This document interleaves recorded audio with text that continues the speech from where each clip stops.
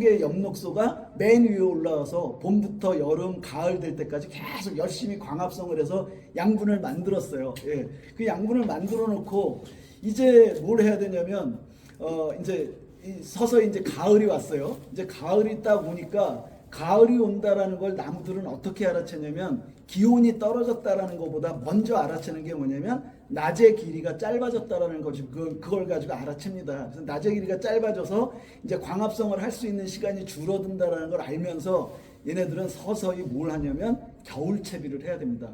물론 뭐 사람도 우리도 김장도 해야 되고 겨울 준비 많이 해야 돼요. 그런데 나무들의 겨울 채비는 그야말로 치열합니다.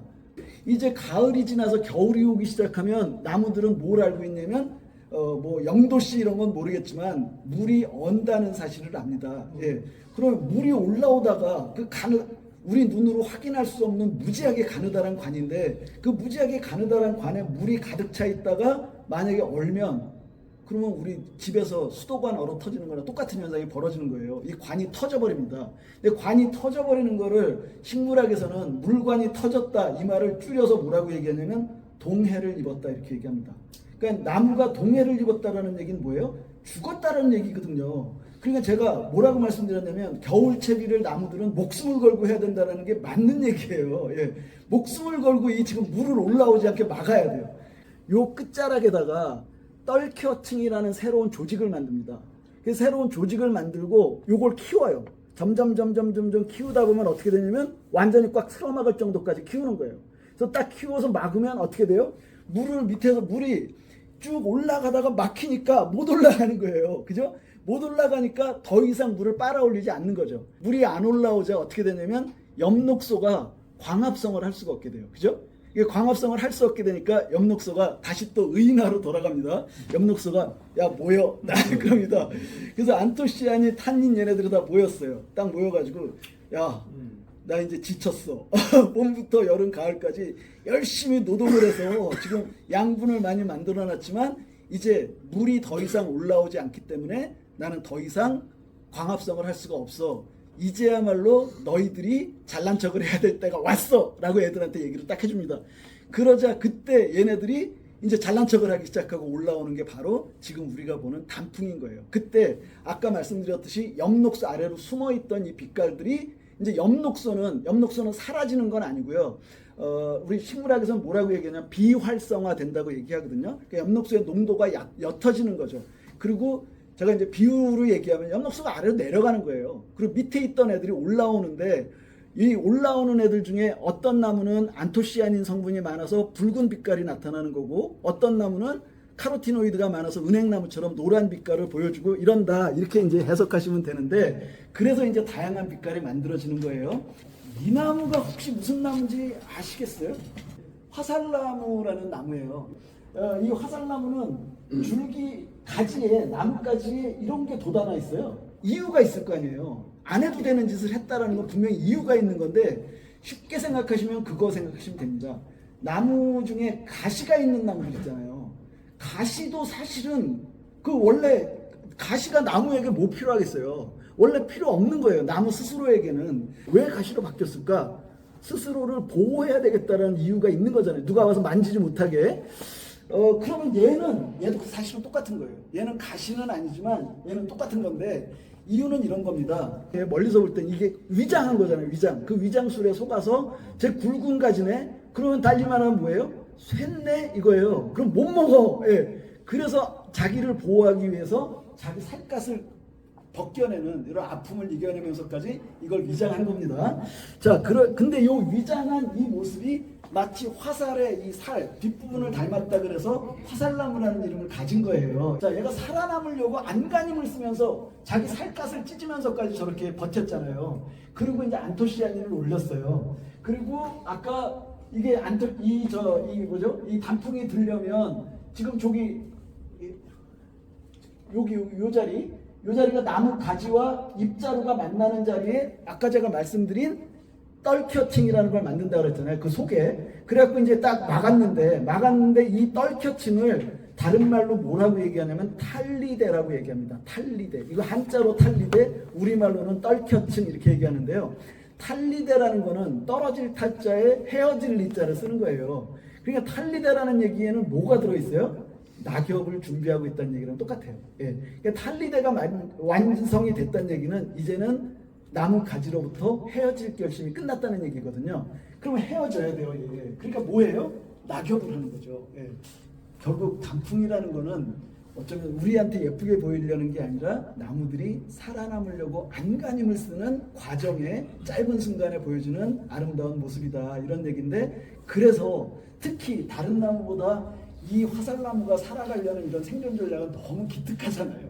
자연적인 상태에서 숲이 어떻게 변해가는가에 대한 이야기를 제가 살짝만 좀 말씀드릴게요. 아주 짧게 간단히 말씀드릴게요.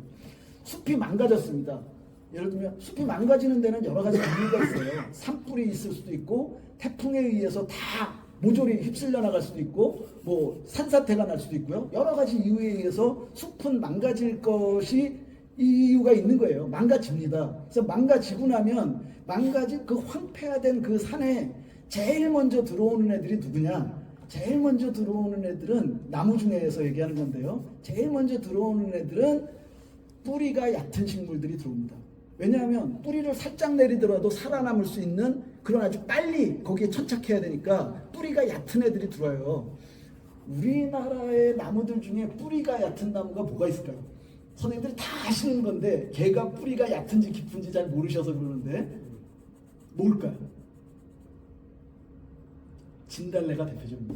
자, 뿌리가 얕은 진달래가 먼저 들어와요. 먼저 들어와서 뿌리를 살짝 내리고 막 우럭우럭 자랍니다. 진달래가 들어갈 때 진달래는 자기의 뿌리 부분에 누굴 데리고 들어가냐면 균류라고 얘기하는 이른바 곰팡이를 데리고 들어갑니다. 그 곰팡이가 같이 들어가요.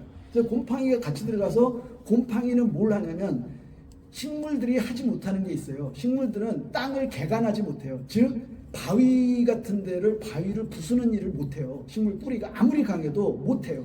그럼 누가 하냐면 식물 뿌리에 붙어 사는 곰팡이들이 하는 거예요. 그걸 우리는 마치 식물 뿌리가 하는 것처럼 보지만 사실은 식물 뿌리는 그걸 못하고 식물 뿌리가 할 수 없는 일을 다른 균류, 곰팡이들에게 시켜서 그걸 하는 거거든요. 근데 균류는 광합성을 또 못해요. 그러니까 이 식물이 만들어내는 그 양분을 균류는 받아먹으면서 식물에게 좋은 이 땅을 개간하고 식물에게 필요한 무기물질을 공급해주는 역할을 하면서 서로 공생하는 역할을 하거든요. 그렇게 진달래가 먼저 들어가서 자리를 잡습니다. 두 번째로 들어오는 식물들이 이른바 침엽수 종류들이 들어옵니다. 그 침엽수 종류가 바로 소나무인 거죠. 네, 소나무, 전나무, 뭐 잎갈나무, 이런 전나무, 뭐 이런 가뭄비나무, 침엽수 많잖아요. 그런 종류들이 그 다음에 자리를 잡아요. 소나무 같은 경우에 송이가 이제 당연히 들어오는 건데, 근데 거기서 자라는 걸 제가 맞출 수 있는 게 뭐냐면 중부지방이라면 그건 어김없이 신갈나무입니다. 이 신갈나무하고 떡갈나무가 잎사귀가 제일 커요. 얼만큼 크냐면요, 잎사귀 한 장이 진짜로 이만해요. 이만해요. 진짜로. 네. 신갈나무 아시는 분들은 아셔요, 다. 떡갈나무나 신갈나무 같은 경우에 진짜 신기한 게 뭐냐면 대부분의 나무들은 아기 때에는 잎사귀가 작아요. 아기 나무들은 잎사귀가 작았다가 나무가 점점 커지면서부터 잎사귀가 커지거든요. 신갈나무하고 떡갈나무는 아기 나무 때부터 잎사귀가 있단 말이에요. 예. 자, 잎사귀가 있다만한 나무가 소나무 뿌리 곁에서 자랍니다. 왜 자라겠어요? 광합성 공장이 큰 거예요. 잎사귀가 크다는 얘기입니다. 광합성 공장이 크다는 얘기는 얘는 양분을 무지하게 만든다는 얘기잖아요. 얘가 광합성 공장이 크다 보니까 양분이 많으니까 자라나는 속도가 어떻겠어요? 소나무 요렇게 자랄 때 신갈나무 쑥쑥쑥쑥 자랍니다. 그죠? 예. 그렇겠죠. 당연히 양분이 많으니까, 밥을 많이 먹으니까 쑥쑥쑥 자라요. 필요한 거 다 나눠주고 도토리도 만들어서 다람쥐한테도 주고 다 주면서 사는데, 문제는 신갈나무가 소나무를 죽이려고 하지 않습니다. 절대로. 그런데 이 문제는 빨리 크는 거예요. 빨리 커서 여기까지 올라갔어요. 올라가면 자연스럽게 뭐가 생겨요? 소나무에 그늘이 생깁니다. 네. 소나무에 그늘이 생기면 소나무는 더 이상 광합성을 못해요. 그러면 어떻게 되냐면 소나무는 드디어 그 숲에서 사라질 재기를 해야 돼요. 네. 소나무는 전멸합니다. 소나무는 전멸하고 신갈나무가 마지막까지 남아서 숲의 제가 그거 안 썼네요. 숲의 천이 과정이라고 우리 초등학교 자연 시간에 천이라는 그때 써보고 지금 처음 쓰시죠? 처음 들으시죠? 예. 천이 과정에서 마지막에 나타나는 형태를 극상림이라고 얘기하거든요. 그 극상림의 형태가 중부지방에서는 신갈나무, 남부지방에서는 서나무가 극상림의 형태를 이룬다. 이렇게 이제 결론이 나는 겁니다. 근데 우리나라는 왜 이렇게 소나무가 많을까요? 세종이 법을 하나 만들어요. 그 법이 뭐냐면 송목금벌지법이라는 법을 만듭니다. 송목, 소나무 송자에 나무목이에요. 그 소나무, 금벌, 벌목을 금지하는 법, 송목금벌지법 이걸 만들어요. 송목금벌지법을 만드는데 이 법의 내용을 보면 어떤 게 나오냐면요.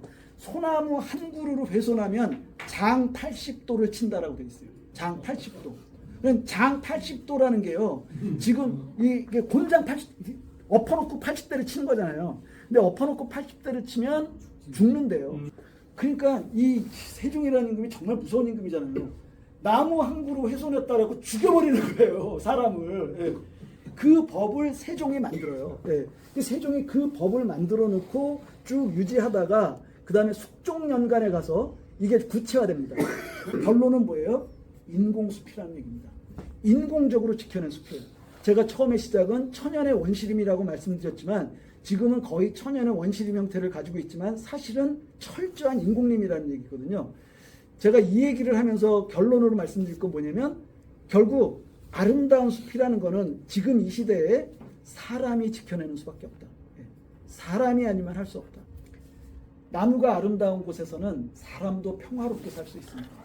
그러나 나무가 죽어가는 곳이라면 그곳에서는 사람도 살 수 없습니다. 고맙습니다.